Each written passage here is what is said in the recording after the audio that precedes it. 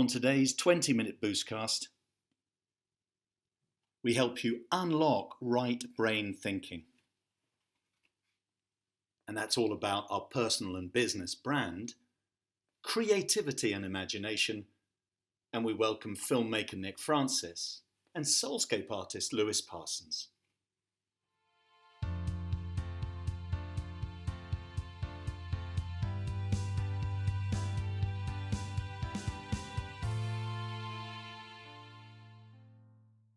So hi, I'm Lewis Parsons. Welcome to my studio here in Cheltenham, and it's great to connect with you. And I'm really looking forward to the next few minutes together.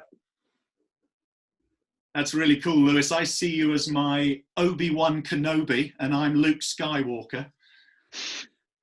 And that's because you helped me to express myself way better in the visual form. You know, you've helped me to, I do see you as Obi-Wan Kenobi. So does that make me Princess Leia then?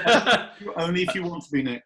So I'm Nick Francis. I'm a filmmaker. I run a video production company based in London, New York, LA, and in an overcast San Francisco. I am also Mark's brother, hence the Leia reference. I thought the surname was just a coincidence. No, I know. No, it's not that. That's a coincidence too far, I think.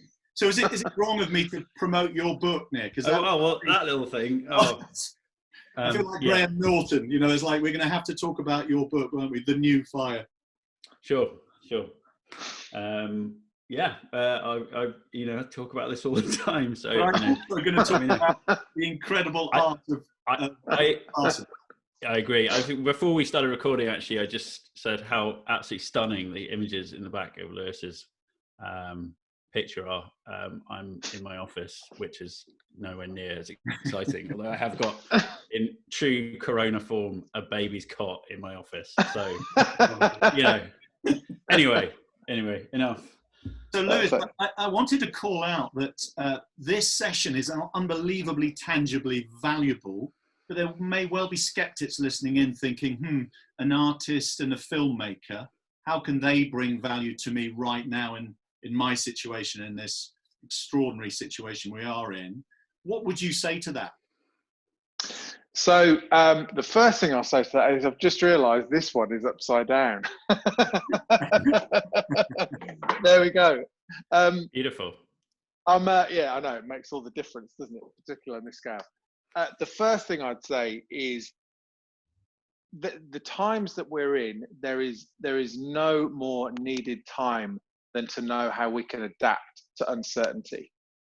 And the best way we can adapt to uncertainty right now is to go into the places where you might not consider first going, which is actually our creativity and our imagination. If we can actually harness, those two things and our attention, then we really can learn to master our own internal experience, which is one of the only things that we actually can control in many of the circumstances that we're all currently facing.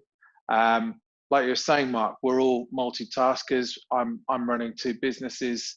I'm having to kind of radically reorganize how I create and how I'm running my business. And I'm very fortunate. The only reason there's not a cot in my studio is partly, one of my sons is 7, but I'm able to cycle to the studio once a day. So that's very, very fortunate. Many people are not as fortunate as that. We're also, we were homeschooling, and we're also trying to support a community around us. And in that, it's so easy to lose sight of who we are as human beings and as leaders and as mums and dads, actually holding on to some kind of positive image of this is who I'm going to be, this is how I'm going to show up in the face of crisis is exactly what we need to be embracing, not just as an individual, but as a collective, as a community. In some ways, this is an incredible time because we're going to have to adapt to whole new ways of being for a period of time. And that includes reaching out and including people that maybe we haven't included for a while. We're going to have to find new ways to connect, to get creative in our smaller spaces. But I think for the sake of our collective sanity, to have some kind of image, some kind of picture, whether that's an internal picture or an external one of who we are and who we want to be and how we want to show up on the other side of this, is completely essential. So what I'm hearing, it's the visual sense that we need to use, and which it's why I'm delighted I've got a film director on as well, because that can be in the moving film sense, or it can be in a static, although your art is never static, but you know what I mean? It can be a still image of how we feel and express ourselves right now. I'm quite interested, actually, just looking at pictures behind you. I was listening to, I think it was on the BBC, and they were saying how people are having really weird dreams at the minute because there's so much sort of external experience that we're trying to kind of make sense of. That's so, there's a feeling of threat, of uncertainty, and there's this understanding, or one of the perceptions of dreams is that they help us to make our brains to make sense of the things that are happening around us. I just wondered, like, looking at your sort of the images that you've painted behind you, how much of a role do you think art has to play in making sense of the things the things that are happening around us now? So I love that you bring dream into this. When you look at how Carl Jung looked at the world, so forefather of modern psychology, and the first thing he said was that the whole world hangs by a single thread, and that thread is the human psyche, and we know little or nothing about it, really, even with all of the incredible research we've been doing into the human psyche and neuroplasticity and all those things, let alone the role of image in how we make sense of our worlds. He actually looked at the world as though it was a kind that the edges of it were dreamlike, and then there are parts of it that are ordered and structured and that we are very familiar with. And really, you could almost see it's like there's an island in our experience of how we look at the world, which is like, it's the known, it's what we know, it's built, it's clear, we know who we are, where we're going to work, the names of our children. I'm Lewis Parsons, I'm an artist. We've got all these known labels. But then when we're thrown a mighty curveball, we get pushed into the edges. We don't like being pushed into the edges. We get pushed into chaos, and it's then that things become fluid, and actually things become almost dreamlike. And it's at that point where it's the imagination really starts to, and the imagination can be split into two parts. You've got our individual imagination, but there's also a collective imagination, which is often expressed through the media and film, right? So there are these incredible archetypal films that are made that sum up the zeitgeist of the time and give a guiding narrative to everything around us. And, I love that you're a filmmaker, and I think we could have huge conversations off screen about this. Can I make this tangible, Lewis? I'm going to make this unbelievably tangible. For those who are listening going, well, these are creatives, bless them, they'll go off on their chats. Both of you have a science to what you do.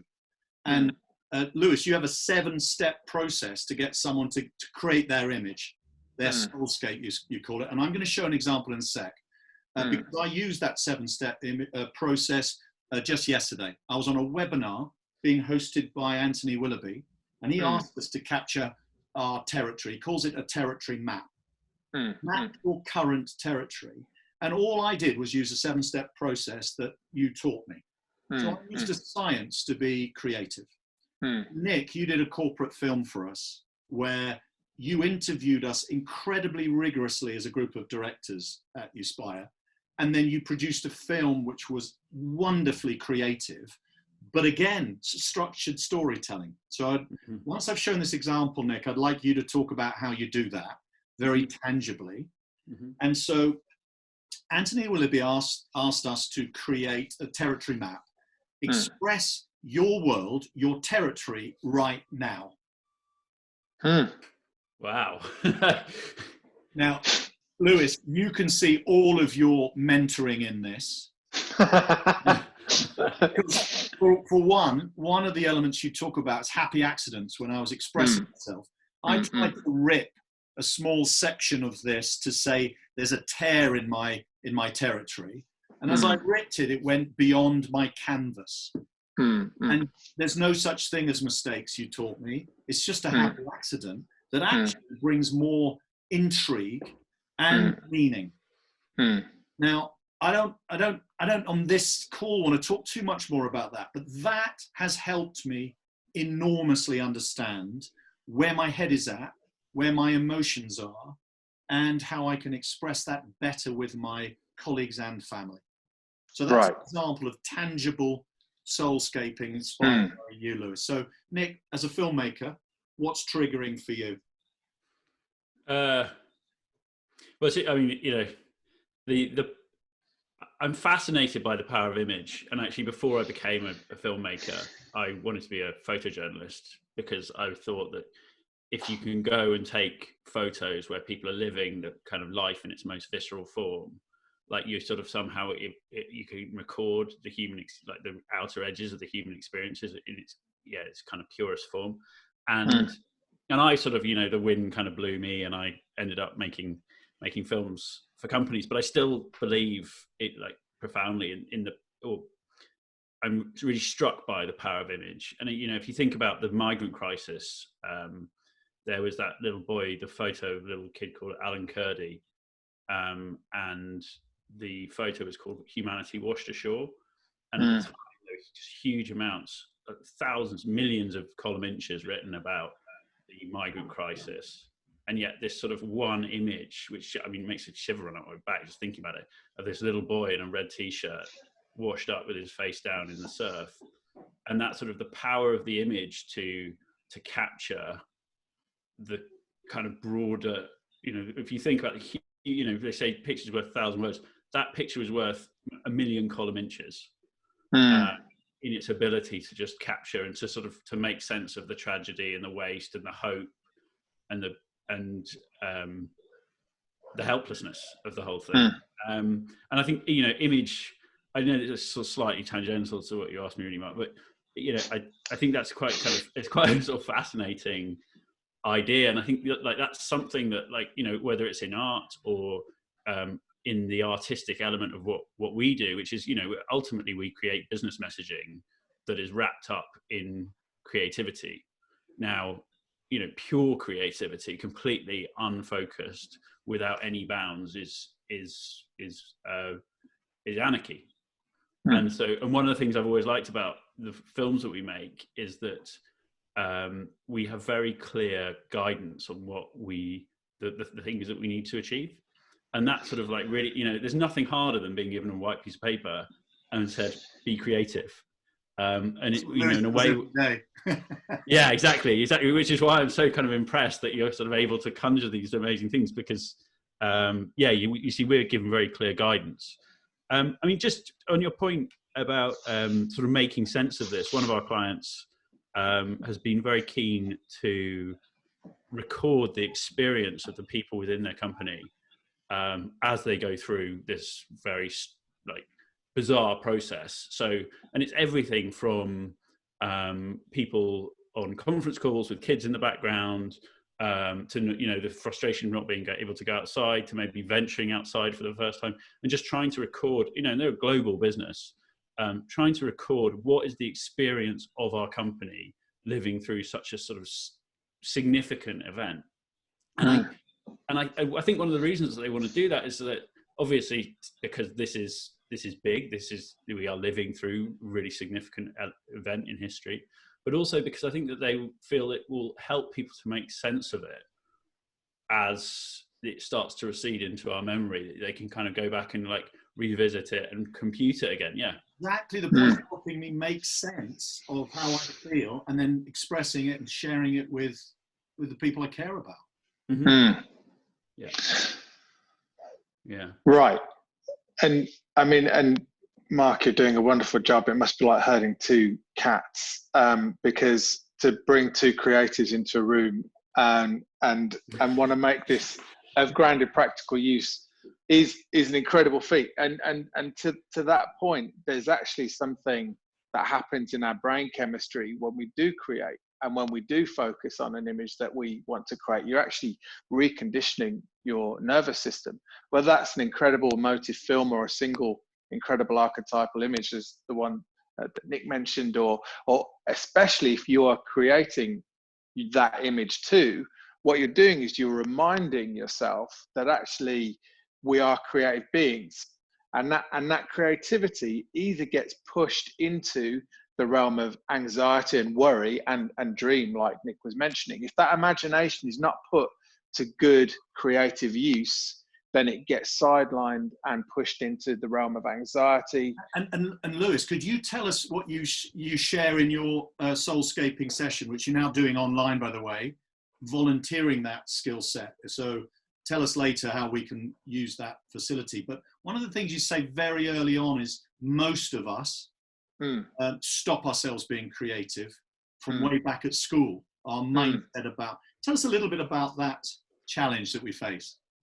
Right, so creativity tends to be a no-go area, and it does tend to get branded as a little bit woo-woo, and why do we need it? It's what we did when we were kids. There's no real hard business reality behind it.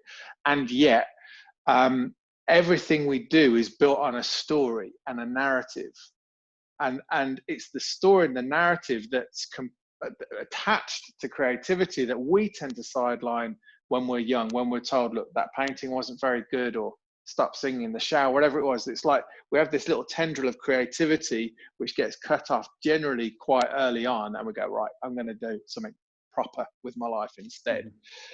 And unfortunately, these are the things that I would say are probably most essential to us, are our ability to pay attention and enable anything to flourish, to play, to spontaneously create in the moment, to adapt to things as they change. These are all things that kids are generally brilliant at, because they don't have that sense of, well, I've had my creativity truncated.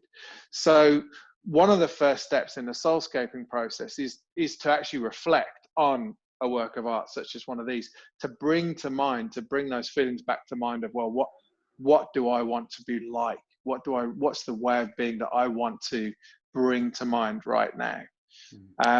The step beyond, Lewis, what I love about it is that at that point, most of us, as the delegates in your workshop, go, but I can't draw. I'm not any good. And so by showing us and getting our creative side of our brain working, we stop thinking I can't, and we go, oh, I'll do what Lewis tells me to do. So that's the way you do it, which I think is really neat. Right.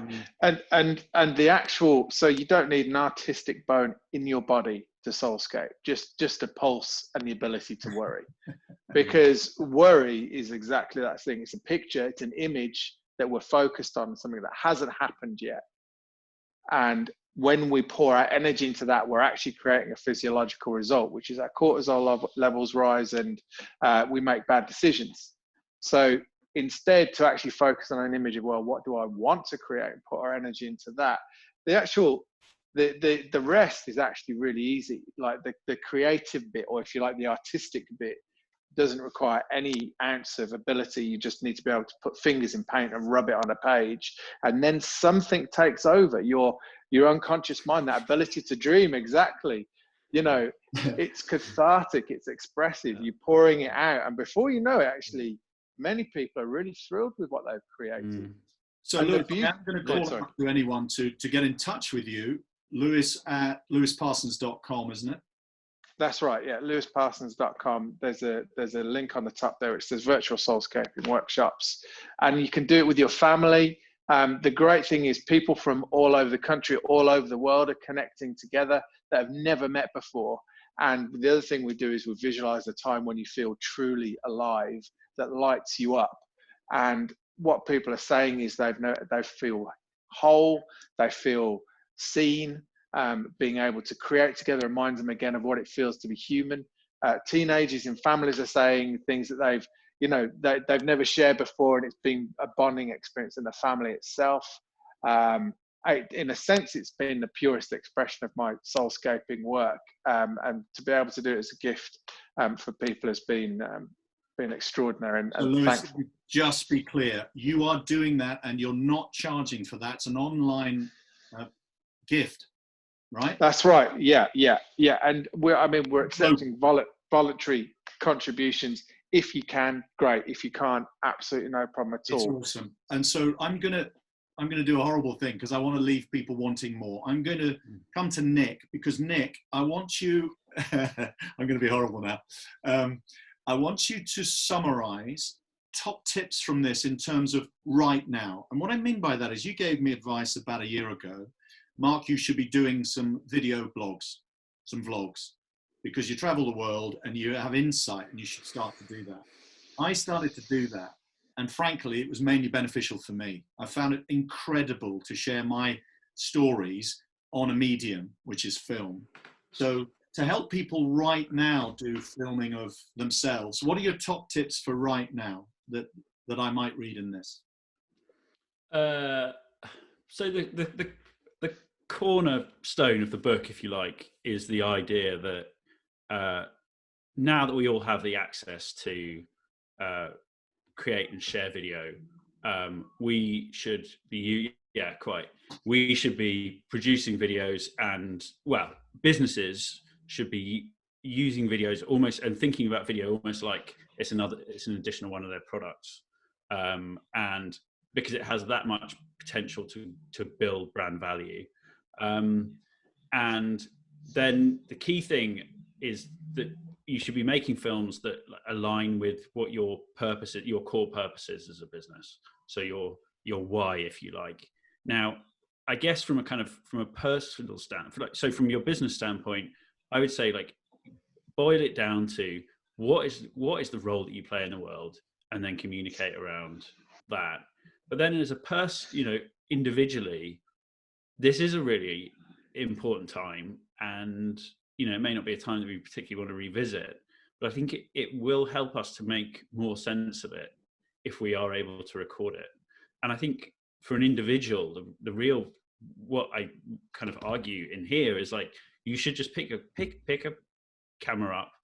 They're so accessible, and just use them to record the things that are happening around you. And just to Lewis's point, I couldn't agree more about this idea that, because we hold brainstorms in our office, for creative briefs and things, and it's amazing how often people will go, "Oh no, I'm not, I'm not creative. I'm a finance guy, or I'm in HR." Or it's like, you take your most sort of spreadsheety finance guy or girl and put them on a desert island on their own, and see how creative they are over a couple of weeks, and very quickly you will have a shelter, and they will have found somewhere to get water, and they will have found somewhere to get food. And when the chips are down, we're all creative. It's such a fundamental element of what the human condition.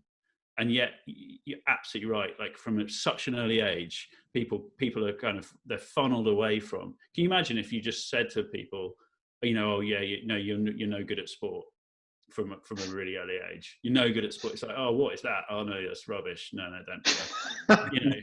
Or that's such a good analogy. You're no good at cooking, or or eating, or dressing yourself. Exactly what we do as a society. Well, our kids are tiny, we tell them they're perfect, and they get to a certain age, and we tell them to stop doing pretty much everything they're doing because it's risky and they might hurt themselves or they're annoying us, and it's restricting the creativity that this session is trying to reignite. So I am going to do what I said. I'm stopping this right now. Can I I'm really sorry, Mark. You've got 15 seconds. I think you're stopping it. Yeah, I think that and then we stop. The fundamental issue is that we talk far too much in absolutes about what people are able to achieve as opposed to the effort they put into things. It should be that you put so much effort into that painting. It's wonderful to see you focus on something and love it as much as you do. You put so much focus into your football. You put so much focus into your cooking. That is an amazing thing that you're able to do that, and you will be great because of it, rather than going, oh, that painting's all right, not very good, is it? Or, oh, you're not very good at football. It's you should really encourage people for the effort that they put in as opposed to what they're able to achieve. And that's how you build people who will really achieve in life.